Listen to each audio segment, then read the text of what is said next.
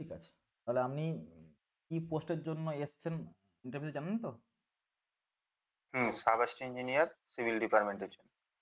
Kolkata municipal corporation. Corporation. আচ্ছা ঠিক আছে, আপনি তাহলে আপনার ইন্ট্রোডাকশন দিন। আমার নাম সৌরভ চাবড়ি। আমি পশ্চিম মেদিনীপুর থেকে এসেছি। আমি 2004 সালে মাধ্যমিক পাস করেছি, 2006 সালে উচ্চ মাধ্যমিক, 2009 সালে গ্রাজুয়েশন পাস করেছি ম্যাথমেটিক্স অনার্স নিয়ে, 2012 সালে ডিপ্লোমা পাস করেছি।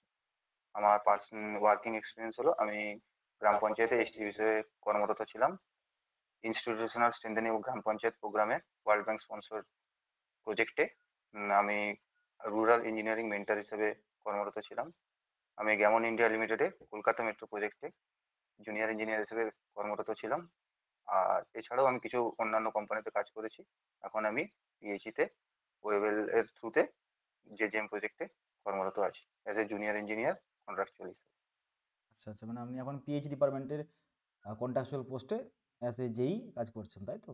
আচ্ছা, পিএইচডি ডিপার্টমেন্টে হ্যাঁ, কাজ যে করছেন ওখানে মেন মানে অবজেক্টটা কি, মানে কি কাজ করতে হচ্ছে ওখানে? ওখানে এখন মেনলি আপনার বাড়ি বাড়ি ট্যাপ কানেকশন দিচ্ছে, সেগুলোই মেনলি এখন কাজটা চলছে। সেখানে আপনার রোল বাড়ি কি? এফএসটিসি প্রোভাইড করছে। সেখানে আপনার রোল কি? আমি এখন এস্টিমেট সেকশনে কাজ করছি। আর ওখানে আপনার ওই টেকনিক্যাল স্যাংশন চেকিং বলুন, বিলিং চেকিং, টেন্ডারিং এর কাজ, এগুলো চলছে আর কি। তো ওখানে যে পাইপের আপনি ইউজ করছেন সেই পাইপগুলো কি ধরনের পাইপ? সেগুলো আপনার ডিআই পাইপ আছে, এইচডিপি পাইপ আছে। জিআই পাইপ কি জিনিস? DI pipe, ductile iron pipe. যে ডিআই পাইপ, আচ্ছা, ductile iron pipe. DI pipe. আচ্ছা, difference hmm. Between GI and DI? GI হচ্ছে গ্যালভানাইজড আয়রন পাইপ, যেগুলো আমরা এমনি হাউস প্লাম্বিং এর জন্য ইউজ করি। কিন্তু ডিআই পাইপ হচ্ছে ডায়াটাও বড়, প্লাস ওগুলো হচ্ছে আপনার হচ্ছে ডাকটিলিটিটা বেশি হয়, জিআই যাতে পাইপ কি? সহজে প্রেসার বেশি। হুম। জিআই পাইপ কি আমাদের ওই সার্ভিস কানেকশনে ইউজ করা হয়, বা আমাদের ডোমেস্টিক যে প্লাম্বিং সিস্টেম সেখানে কি ইউজ করা হয় জিআই পাইপ?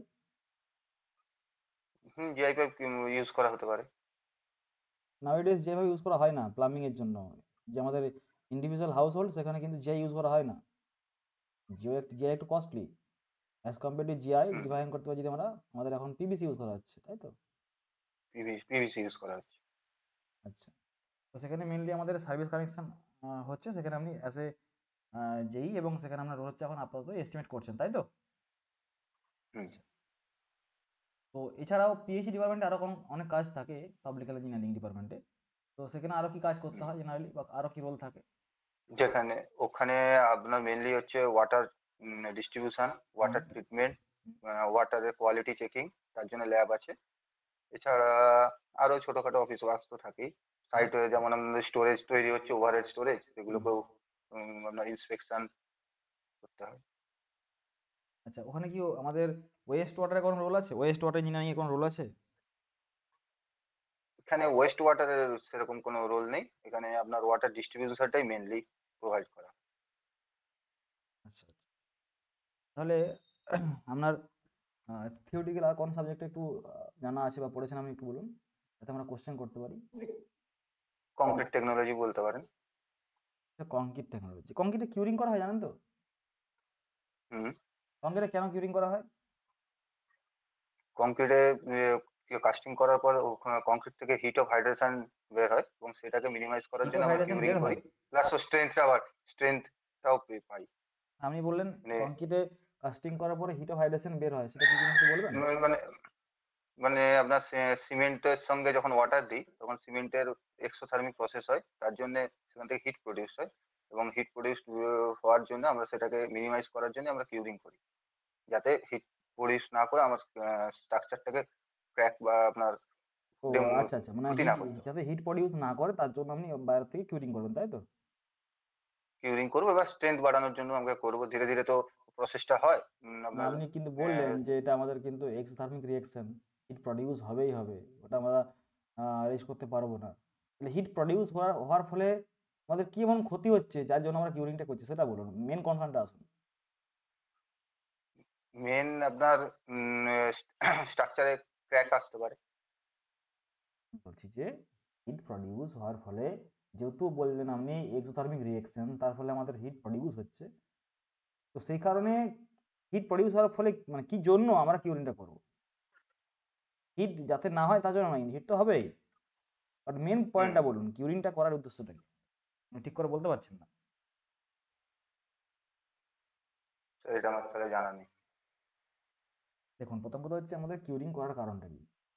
আমরা, আপনি ঠিক কথাই বলেছেন যে এক্সোথার্মিক রিঅ্যাকশন, হিট প্রডিউস হবে, তো হিট প্রডিউস হওয়ার ফলে কি হয়, আমাদের যে ওয়াটার থাকে ওখানে, যেটা যেটা আমাদের মেনলি রিঅ্যাকশনে পার্টিসিপেট করে, সিমেন্টের সঙ্গে রিঅ্যাকশন করে, হুম সেই ওয়াটার হুম ইভাপোরেট হয়ে যায় ডিউ টু প্রডিউশন অফ হিট, যেটা আমরা বলি আমাদের হাইড্রেশন প্রসেস। আর এবং যে হিটটা প্রডিউস হচ্ছে হুম সেটা বলা হচ্ছে হিট অফ হাইড্রেশন, হাইড্রেশনের দ্বারা হচ্ছে। তো সেই জন্য ওয়াটার আমাদের ইভাপোরেট হয়ে যায়। তাহলে রিঅ্যাকশনে আমাদের সাফিসিয়েন্ট ওয়াটার যে পরিমাণ লাগার কথা, যেটা আমার ইউজ হওয়ার কথা, সেটা ইউজ না হয়ে কিছুটা ইউজ হচ্ছে, এবং বাকি ওয়াটারটা আমাদের ইভাপোরেট হয়ে যাচ্ছে ডিউ টু প্রডিউশন অফ হিট। তার জন্য আমরা আর্টিফিশিয়ালি বাইরে থেকে ওয়াটার আমরা অ্যাড করতে থাকি, যার ফলে আমাদের যে এক্সেস হুম পরিমাণ ওয়াটার আমার বেরিয়ে গেল, সেই ওয়াটার বেরোনোর ফলে আমাদের ডেফিসিয়েন্সি অফ ওয়াটার রিঅ্যাকশনের জন্য না হয়, তার জন্য আমরা আর্টিফিশিয়ালি বাইরে থেকে না আমরা ওয়াটার অ্যাড করতে থাকি, যার ফলে আমাদের ওই ওয়াটার রিঅ্যাকশনটা অ্যাড করা কমপ্লিট হয়, ইনকমপ্লিট না হয়, তাই তো? তো কতদিন কিউরিং একদম। করবো?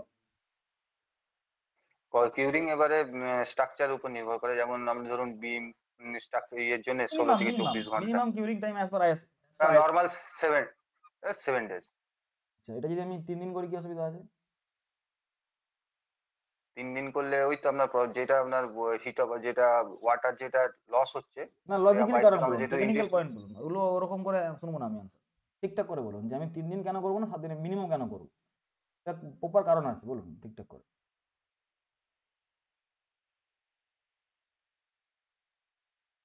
এই মুহূর্তে মনে পড়ছে না স্যার। সিমেন্টের রিঅ্যাকশন কারা করে? সিমেন্টের রিয়াকশন, সিমেন্টের আপনার লাইম যে যে কম্পোনেন্টস গুলো আছে, যেমন লাইম সিলিকা অ্যালুমিনা, এরাই সিমেন্টের মধ্যে থাকে, ওয়াটারের সঙ্গে এরাই আপনার রিয়াকশন করে। আচ্ছা, আপনি বলুন সিমেন্টের অথবা মধ্যে বগিস কম্পাউন্ড, কি কম্পাউন্ড বলুন? বগিস কম্পাউন্ড গুলো আছে যেগুলো, বগ চারটে কম্পাউন্ড, বগিস সেই বগ কম্পাউন্ড আছে। কম্পাউন্ড কতগুলো আছে? হুম, চারটে আছে। তো এদের মধ্যে আর্লি স্টেজে রিঅ্যাকশন কারা করে? আর্লি স্টেজে রিয়াকশন করে C3A, ক্যালসিয়াম ট্রাইক্যালসিয়াম অ্যালুমিনেট আর ট্রাইক্যালসিয়াম সিলিকেট আর্লি স্টেজে, মানে প্রথমে C3A টাই কাজ C3A এবং সি থ্রি আর্লি এবং স্টেজে। C4A, টেট্রা ক্যালসিয়াম অ্যালুমিনোফেরাইড হ্যাঁ এবং ট্রাইক্যালসিয়াম হ্যাঁ, অ্যালুমিনেট। Very aluminate. গুড। হুম। আচ্ছা, এই চারখানা কম্পাউন্ডের মধ্যে সবচেয়ে বেশি রেট অফ হিট অফ মানে রেট অফ আমাদের রিঅ্যাকশন কার বেশি, বা রেট অফ হাইড্রেশন কার বেশি এই চারখানা কম্পাউন্ডের মধ্যে? রেট অফ হাইড্রেশন C4AF এর সবচেয়ে বেশি। সবচেয়ে বেশি। আচ্ছা, সবচেয়ে বেশি হিট হুম। প্রডিউস কে করে, কোন কম্পাউন্ড করে? সবচেয়ে বেশি সিট প্রডিউস করে আপনার C3A। আচ্ছা, এবারে যখন আপনি সিমেন্টের মধ্যে ওয়াটার মিক্সিং করেছেন, যত দিন যাচ্ছে আস্তে আস্তে করে, তত আমাদের রেট অফ আমাদের হাইড্রেশন প্রসেস বা রেট অফ রিঅ্যাকশন বাড়ছে না কমছে? হুম। রেট অফ ধীরে ধীরে কমছে, কমছে। যত দিন যাবে কমবে। বাস, এখানেই কিন্তু আমার অ্যান্সার রয়ে গেল, আর কোনো কিছু বলার দরকারই হবে না, কারণ আমাদের রেট অফ রিঅ্যাকশন আমাদের আপ টু সার্টেন ডেজ পর্যন্ত ম্যাক্সিমাম থাকে, দেন ধীরে ধীরে কমতে শুরু করে। এবং ধীরে ধীরে ওয়াটার কমতে কমতে। ওয়াটার রিকোয়ারমেন্ট আমাদের ওই কয়েকটা দিনে, যেখানে আমাদের হাই রেট অফ রিঅ্যাকশন থাকে, সেই কয়েকটা দিনে আমাদের জেনারেলি ওয়াটার সাফিসিয়েন্ট প্রয়োজন হয়। জেনারেলি আমাদের 7 দিনের হুম। মধ্যেই ম্যাক্সিমাম 80 থেকে 90% রিঅ্যাকশন কমপ্লিট করে ফেলে। দ্যাটস আমরা 7 দিন কিউরিং কমপ্লিট করি। করে ফেলে। কথাটা বুঝতে পেরেছেন কি 7 বললাম, দিন। সৌরভ? হ্যাঁ হ্যাঁ হ্যাঁ। হুম, হ্যাঁ স্যার। বেশ। আচ্ছা, সিমেন্টের মধ্যে এমন কোনো কম্পাউন্ড আছে, ওই চারখানা কম্পাউন্ড যেটা বললাম বগ কম্পাউন্ড, এদের মধ্যে ফাইনাল স্ট্রেংথের জন্য কে রেসপন্সিবল? ফাইনাল স্ট্রেংথের জন্য আমরা C2A, মানে ডাইক্যালসিয়াম সিলিকেট যেটা। আচ্ছা, আচ্ছা, আমার একটা জিনিস বলুন, যদি আপনাকে বলা হয় যে কোল্ড ওয়েদার, যেখানে খুব ঠান্ডা, এই সব জায়গাতে আপনাকে কংক্রিটিং ওয়ার্কের জন্য বলা হয়েছে, তো আপনি কি ধরনের সিমেন্ট চুজ করবেন? কোল্ড ওয়েদারের জন্য আমরা মেনলি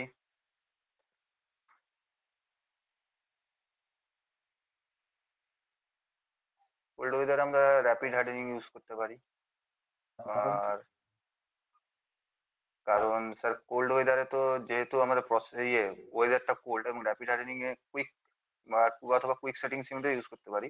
তো অনেকে আমরা হচ্ছে কোল্ড ওয়েদারে হচ্ছে মানে এই র্যাপিড হার্ডেনিং এ আমার হিট অফ হাইড্রেশনটা বেশি হয় এবং সঙ্গে সঙ্গে এবং কোল্ড ওয়েদারে সেটা মিনিমাইজ হয়ে যায়, ওই জন্য আমরা র্যাপিড হার্ডেনিং সিমেন্টটা ইউজ করবো। যদি এর অপোজিট জিজ্ঞাসা করি, যেখানে আমাদের মানে ওয়ার্ম ওয়েদার, যেখানে গরম ঠিকঠাক মানে খুব হিট আছে, যেখানে হিট মানে কি খুব বেশি নয় বাট ওয়ার্ম ওয়েদার, সেই সময় বা গ্রীষ্মকালে যদি আমাদের বাঁকুড়াতে যদি কংক্রিটিং করি বা আমাদের পুরুলিয়াতে যদি কংক্রিটিং গ্রীষ্মকালে, তো সেখানে আমাদের জেনারেলি কোন সিমেন্ট ইউজ করা ঠিকঠাক? জেনারেল কেস বলছেন, জেনারেল কেস। জেনারেল কেসে স্যার দেখুন, এবারে হিটটা যখনই বেশি হয়ে যাবে, যদিও আমরা সিমেন্ট নর্মালি ওপিসি ইউজ করতে পারি, কিন্তু সেখানে আমাকে তাহলে আইস দিয়ে মানে বরফ দিয়ে আমাকে বা ওয়াটার টেম্পারেচারটাকে ঠিক রেখে আমাকে কাস্টিংটা করতে সম্ভব হবে। মনে আর করা না হলে আপনার লো হেড সিমেন্টও আমরা ইউজ করতে পারি। হ্যাঁ, লো হেড সিমেন্ট ইউজ করতে হবে। কারণটা কি? লো হিট সিমেন্টের হিট অফ হাইড্রেশনটা কম, মানে এবং অনেক মানে লেন্দি প্রসেসে কাজটা হয়। মানে ধরুন যে অন্যান্য সিমেন্টের যদি লো হিট প্রডিউসটা তাড়াতাড়ি হয়, লো হিট সিমেন্টে অনেক দেরি হয়, মানে হিট অফ হাইড্রেশনটা কম হয়। এবং তার জন্য আমরা হিট অফ গরম হাইড্রেশন কেন ওয়েদারে লো বলছেন? আপনি হাইড্রেশন প্রসেস বলুন। হিট অফ হাইড্রেশন মানে হচ্ছে হিট প্রডিউস যেটা হচ্ছে সেটা। আপনি দুখানা টার্ম আগে বলুন তো, heat of hydration and hydration মধ্যে ডিফারেন্স কি? হাইড্রেশন বলতে আপনার সিমেন্টের সঙ্গে আমি জল যখন যোগ করব সেটা হচ্ছে হাইড্রেশন প্রসেস। হুম। আর হাইড্রেশন প্রসেস হওয়ার না, পর যখন সিমেন্টের হিট সঙ্গে জল যোগ প্রডিউসটা করবো, হবে। হাইড্রেশন প্রসেস হয়ে গেল? সিমেন্টের সঙ্গে জল যোগ করবো মানে আমি বললাম যে ভাতের সঙ্গে আমি জল দিলাম, মুড়ির সঙ্গে জল দিলাম, হাইড্রেশন প্রসেস হয়ে গেল কি? না বললাম যে মানে মুড়ির সঙ্গে ওদের জল দিল, প্রসেসটা চালু হলো। মুড়ি মুড়ি নিয়েছি এবং জল দিয়েছি, হাইড্রেশন প্রসেস? কোনো কম্পাউন্ডের সঙ্গে জল দিলে কি হাইড্রেশন প্রসেস হয়?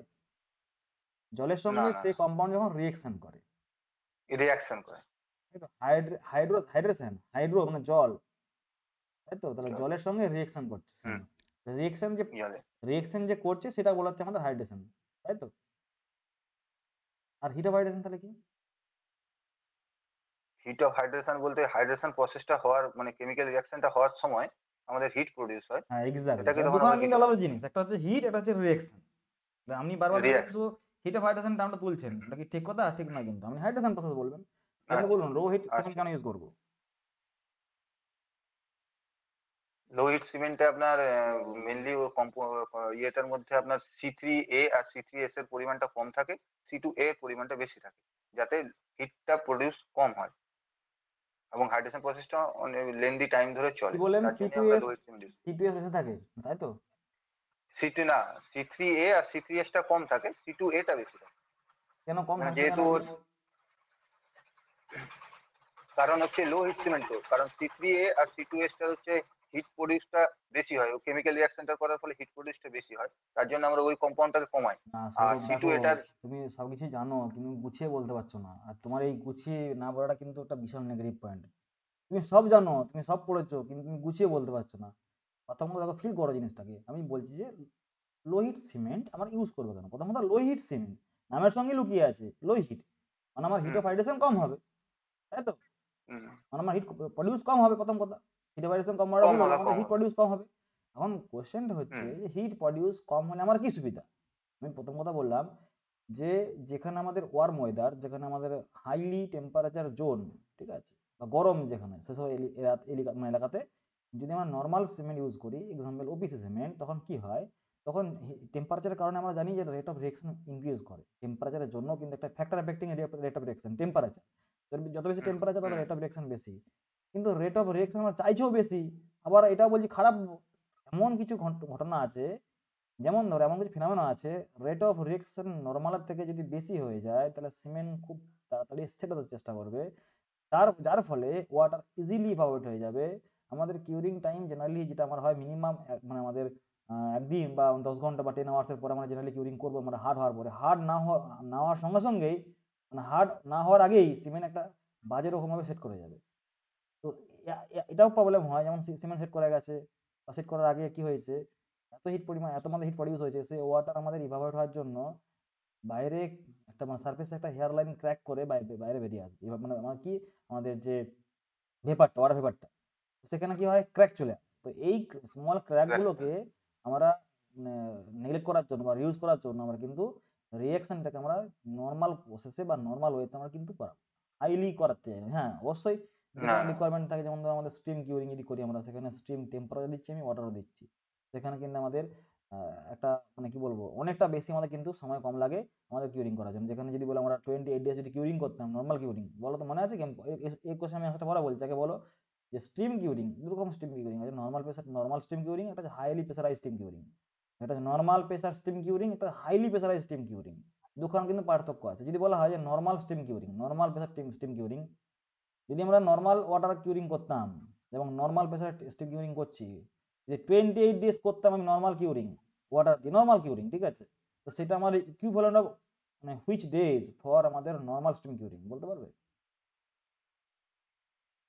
নর্মাল কেস কিউরিং মেনলি তো 21 ডেজেই তো হয়। আমি বলছি কতদিন নর্মাল কিউরিং করলে যে পরিমাণ কিউরিংটা হবে আমাদের, স্টিম কিউরিং নর্মাল প্রেসারে করলে সেম কতদিন করলে একই ভ্যালু আসবে?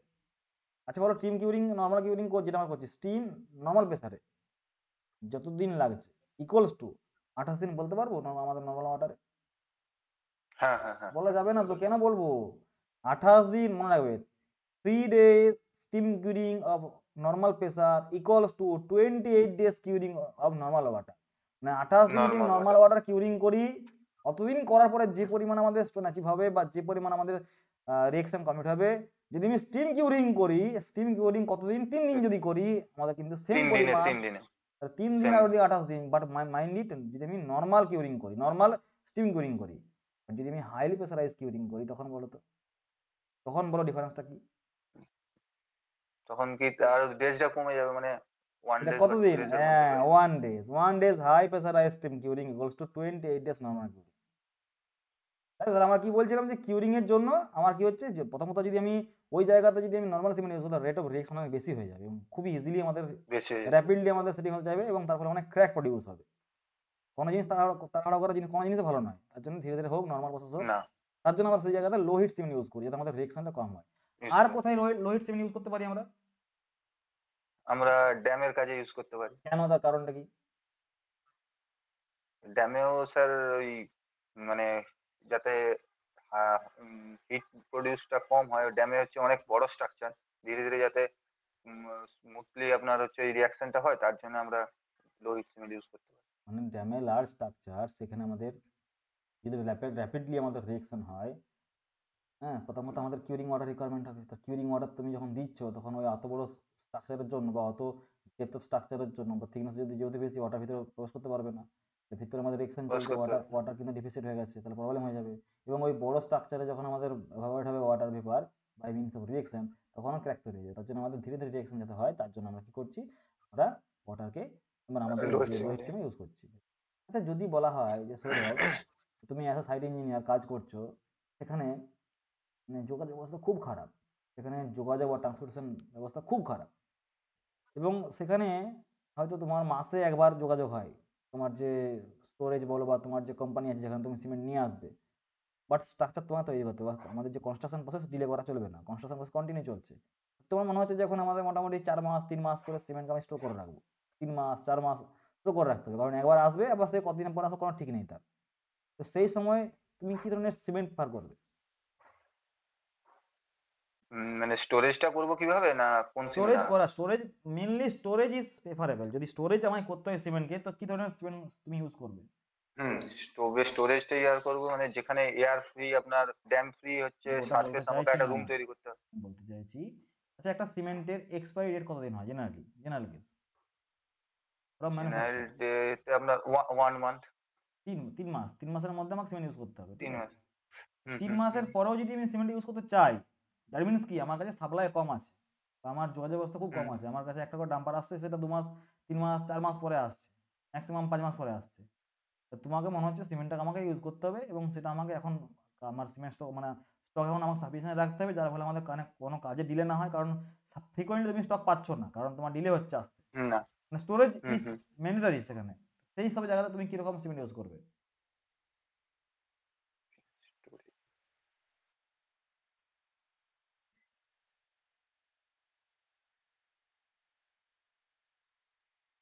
জানা আছে? মেনলি লো লো, না এটা মনে পড়ে, জানা নেই।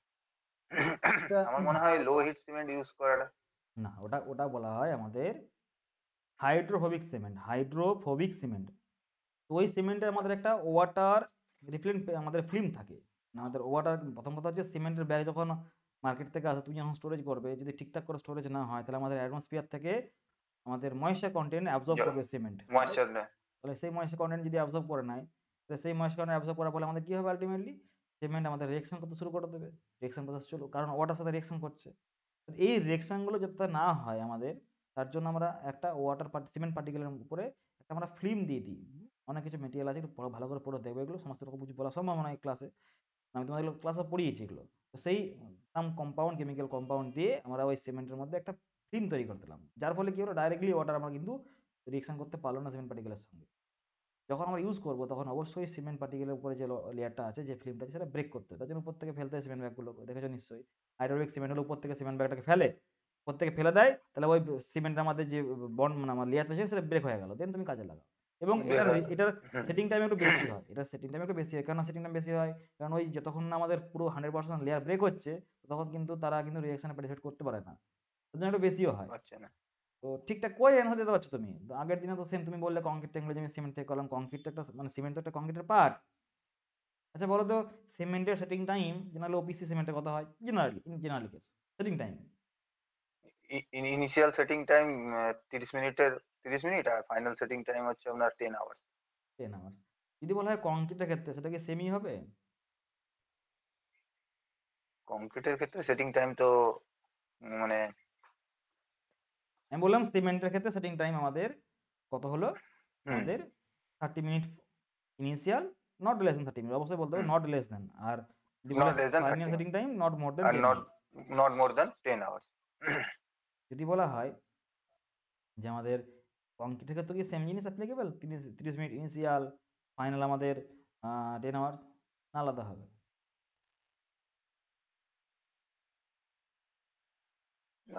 সেমই হবে, কারণ সিমেন্ট তো কম্পাউন্ড, ওইটাই তো বাইন্ডিং না সেম মেটেরিয়াল কেন হিসেবে হবে, কাজ কম করছে। তুমি এগুলো ক্লাসগুলো করো না কেন? আর তো ক্লাসে ভালো করে তোমরা ইন্টারভিউ গাইডেন্স প্রোগ্রামে পড়ালাম, তোমাদের প্রথমে মক ইন্টারভিউ হলো, তারপরে তোমাদের অফলাইন ইন্টারভিউ হলো, তারপরে তোমার থিওরি সাবজেক্টগুলো পড়াচ্ছি, এত ভালো করে তোমাদের সাবজেক্টগুলো পড়াচ্ছি, তাও তোমরা পড়ছো না। এত সুন্দর করে বলে দিলাম যে কংক্রিটের মধ্যে আমাদের ইনগ্রেডিয়েন্ট থাকে, এগ্রিগেট, স্যান্ড, সিমেন্ট, ওয়াটার, অনেক কিছু থাকে, অ্যাডমিক্সার থাকে। এই সমস্ত রকমের উপর কিন্তু ডিপেন্ড করে আমাদের সেটিং টাইম ডিপেন্ড করে। শুধু ওখানে ছিল শুধু সিমেন্ট, অনলি সিমেন্ট এবং ওয়াটার। হুম হুম হুম হুম হুম এখানে আমাদের অনেক কিছু থাকছে, দ্যাটস ওয়াই সেটিং টাইম কিছু ডিলে হয়। এটা ক্যালকুলেশন করা যায়, এরকম করে আমরা ডিফাইন করতে পারবো না, সেটিং টাইম ক্যালকুলেশন করা যায়। ক্লিয়ার? জেনারেল কেসে আমাদের 30 মিনিট থেকে বেশি হয়, কম হয় না। বাট কত এক্স্যাক্টলি হয় সেটা কম। আমাদের টেস্ট করে আমাদের ক্যালকুলেশন করে করতে হয়, মেশার করতে হয়, টেস্টের মেশার প্রসিডিওর আছে আমাদের। সমস্ত রকম কিছু লিখেছিলাম, তোমাদের দেখবে নোটটা ভালো করে খুলে, কমপ্লিটের জন্য। ঠিক আছে। দুটো কোর্স হচ্ছে কই সৌরভ ঠিকঠাক করে, মানে আনএক্সপেক্টেড অ্যান্সার তোমার কাছ থেকে। আর কি পড়েছে বলো? আর বলতে এমনি সবগুলো টুকটাক দেখেছি আর কি, সয়েল টয়েল গুলোও দেখেছি টুকটাক। সব দেখেছো? সয়েলের হুম। সবচেয়ে ফাইন পার্টিকেলের নাম কি? ক্লে। সয়েলের কত ধরনের স্ট্রাকচার হয়? সয়েলে 3 ধরনের স্ট্রাকচার: হানিকম্বিং, ডিসপারশন আর ফকুলেন। আর কোনো কিছু হয় না? সিঙ্গেল গেন হয় না? সিঙ্গেল গ্রেন, হ্যাঁ। হুম। কম্পোজিট স্ট্রাকচার হয় না? Composite structure. Cohesive matrix structure হয় তো? হুম। সিমেট্রিক। আচ্ছা আমাকে একটা জিনিস বলো, তুমি সয়েল মেকানিক্স পড়েছো বলছো, সয়েল মেকানিক্সে দুখানা খুবই ইম্পর্টেন্ট টার্ম আছে, একটা হচ্ছে ডিস্টার্ব সয়েল, একটা হচ্ছে আনডিস্টার্ব সয়েল। দুখানা জিনিস কি একটু ডিফাইন করে বলো তো, আনডিস্টার্ব সয়েল এবং ডিস্টার্ব সয়েল কি জিনিস? ডিস্টার্ব সয়েল বলতে মানে আনডিস্টার্ব সয়েল বলতে আপনার ডিস্টার্ব সয়েল বলতে সেটা রিমোল্ডিং করা হয়েছে, মানে সেটা আগে ডিস্টার্ব মানে আনডিস্টার্ব সয়েল বলতে কোনো ডিস্টারবেন্সই নেই, মানে ওটা একদম পিওর মোল্ডিং করা। আর আনডিস্টার্ব মানে হচ্ছে ডিস্টার্ব সয়েল কে আনডিস্টার্ব করার পর আবার রিমোল্ড করার পর সেই যেই সয়েলটা পাচ্ছি সেটা হচ্ছে আনডিস্টার্ব সয়েল। কোথায় হলো ঠিকঠাক করে অ্যান্সারটি? যে সয়েলের, যে সয়েলের সাম ফিজিক্যাল ডিস্টারবেন্স, লাইক তুমি মাটি খুঁড়তে পারো, শোষণ করতে পারো, কোনো কিছু তুমি জেসিবি দিয়ে মাটি করতে পারো, মানে এনি হাউ যদি সয়েল স্ট্রাকচারের অল্টারেশন না হয়, সয়েল স্ট্রাকচারে তুমি বললে হানিকম্বিং, ডিসপার্স, যে সয়েল স্ট্রাকচারের কোনো অ্যারেঞ্জমেন্টের সাহায্যে তুমি সয়েল স্ট্রাকচারের অ্যারেঞ্জমেন্ট যদি না করতে পারো বা না হয়, তখন শেষ soil structure is nothing but undisturbed soil. But anyhow যদি সয়েল আনডিস্টার্ব স্ট্রাকচারে যদি আমাদের ওরিয়েন্টেশন চেঞ্জ হয়ে যায় বা সয়েল স্ট্রাকচার যদি আমাদের চেঞ্জ ব্রেক হয়ে হয়ে যায়। যদি ব্রেক হয়ে যায় ওরিয়েন্টেশন সয়েল স্ট্রাকচারে, তখন সেটা হচ্ছে ডিস্টার্ব। বাস, দু এক কথায় answer। অত ভেঙে ভুঙে কিচ্ছু দরকার নেই বলার। তোমার কাছ থেকে যতটুকু জানো, প্রথমত ইন্টারভিউতে এরকম করে বেশি বলতে গেলে তোমার কিন্তু নেগেটিভ ইম্প্যাক্ট পড়ে। আমি আবার বলে দিচ্ছি, ইন্টারভিউতে হুম যতটা পারবে তুমি কম বলার, যদি ওনারা বলে ডিটেলসে বুঝিয়ে বলো, তখন তুমি বলতে পারো সেগুলো। বাট ইন্টারভিউতে যতটা সম্ভব তুমি কম বলবে, বেশি বলতে গেলে নেগেটিভ ইম্প্যাক্ট পড়ে ওগুলোতে। বুঝতে পেরেছো? রাস্তার কাজ করেছো? রোডের কাজ করেছো? রোডের কাজ তো হয়েছে হয়েছে ডিবিএম কি রোডের জিনিস? কাজ আপনার ডিবিএম, ধরুন হ্যাঁ ডিবিএম কি জিনিস? ড্রাই বিটুমিনাস ম্যাকাডাম, ঠিক ডেন্স করে বিটুমিনাস বলো। Macadam, dense bituminous dense macadam bitumen. কেমন করে করা হয় জানা আছে? প্রসেসটা এখন মনে পড়েছে না। মানে আপনার ইম্পর্টেন্ট ওই dense important bituminous DBM macadam বলতে চারখানা টার্ম বলছি আমি। এটা হচ্ছে ডিবিএম, একটা হচ্ছে ডাব্লিউবিএম, একটা হচ্ছে আমাদের ডাব্লিউএমএম, একটা হচ্ছে আমাদের এম একটা হচ্ছে আমাদের আম, একটা হচ্ছে আমাদের বিসি বিটুমিনাস কংক্রিট, একটা হচ্ছে আমাদের তোমার granular subbase, GSB, GSB tack coat, seal coat, তারপর সিল তোমার coat. Surface dressing, wearing course, এগুলো হুম প্রত্যেকটা দেখবে। হুম বেস কোর্স, তার ফাংশন, হুম তার মেটেরিয়াল, সাববেস কোর্সের কমপ্লেকশন কত ডিগ্রি আমরা অ্যাচিভ করাতে পারি, তার তার প্রপার্টি কি আছে, এগুলো প্রত্যেকটা দেখবে। রোড থেকে যদি কোশ্চেন করে, এখান থেকে কিন্তু কোশ্চেন করবেই করবে প্র্যাকটিক্যাল থেকে। ওয়াটার, যেমন ধরুন ওয়াটার বাউন্ড ম্যাকাডামটা জানা আছে, রোড মিক্সিংটাও জানা আছে। যেগুলো বললাম সেগুলো ওয়াটার সবগুলোই দেখবে, সবগুলোই হ্যাঁ ইম্পর্টেন্ট। হ্যাঁ বুঝতে ওগুলো পেরেছো? দেখে নিয়েছি, মানে ডেন্স বিটুমিনাসটা ঠিক মতন দেখা হয়নি বলে এই জন্য বললি। তুমি যেহেতু দেখো, তোমাকে দুটো কথা বলে নিই, তোমাকে তুমি যদি কেএমসির জন্য ইন্টারভিউ দিতে যাচ্ছ, তোমাকে ওয়াটার সাপ্লাই, তুমি যেহেতু আছো, কাজ করছো এখন পাবলিক হেলথে, কোশ্চেন আমাদের করবে, কারণ হুম আমাদের কেএমসি এর আলাদা ডিপার্টমেন্ট আছে এগুলো, ঠিক আছে? তার সঙ্গে সঙ্গে তোমার যদি প্র্যাকটিক্যাল এক্সপিরিয়েন্স আছে, তোমার কিন্তু প্র্যাকটিক্যাল এক্সপিরিয়েন্স থেকে কোশ্চেন করা স্বাভাবিক জিনিস। আর তোমাকে আমি বলে দিচ্ছি, তুমি ইন্টারভিউ দিতে দিতে যাচ্ছ কেএমসির জন্য, ভালো করে কোশ্চেনটি শুনবে। যদি মনে হয় যে গুছিয়ে বলতে পারবে, তবেই তুমি স্টার্টিং করবে, ঠিক আছে? আদারওয়াইজ ভুল ভাল বলে অ্যান্সারটি ঘেটে দিও না, তাহলে কিন্তু নেগেটিভ ইম্প্যাক্ট পড়ে যাবে, তোমার মার্কস কিন্তু কমাবে, কারণ 40টা নাম্বার মাত্র এখানে, আউট অফ 40 মধ্যে তোমাকে নাম্বার পেতে হবে। দ্যাটস ওয়াই একটু ভালো করে ইন্টারভিউটা দেবে ঠিকঠাক করে। হুম মানে মানে আমার যেরকম করে তুমি দিলে এরকম করে দিও না, কেন বলো তো? কারণ ওখানে অনেক কিছু, আর তুমি কিছু নন টেকনিক্যাল পার্ট দেখে যাবে। নন টেকনিক্যাল পার্ট মানে আমাদের কেএমসি এর রেসপেক্টে যেগুলো আমাদের জেনারেল নলেজ, তোমাদের একটা কেএমসি এর পুরো ভিডিও তোমাদের দেওয়া হয়েছে আমাদের ইন্টারভিউ গাইডেন্স প্রোগ্রামে কেএমসির জন্য, মানে প্রপারলি।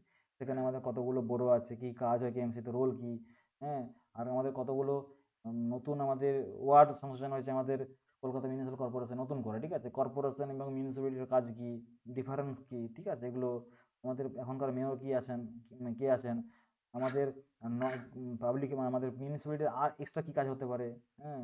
যেমন আমাদের মিউনিসিপ্যাল অনেক কিছু এডুকেশন ডিপার্টমেন্ট আছে, আমাদের হসপিটাল আছে, প্রাথমিক স্বাস্থ্যকেন্দ্র আছে, সেগুলো অনেকেই জানে না, তো সেগুলো জানতে হবে। তো এই সমস্ত রকম নিয়ে আমাদের আলটিমেটলি অনেক কিছু নন টেকনিক্যাল কোশ্চেন হয়, তোমাদের পুরো ভিডিওটা দেওয়া আছে, একটু দেখবে, ঠিক আছে?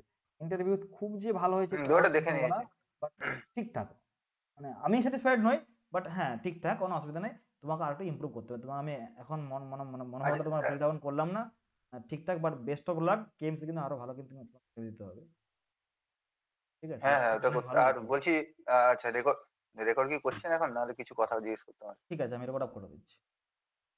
হুম।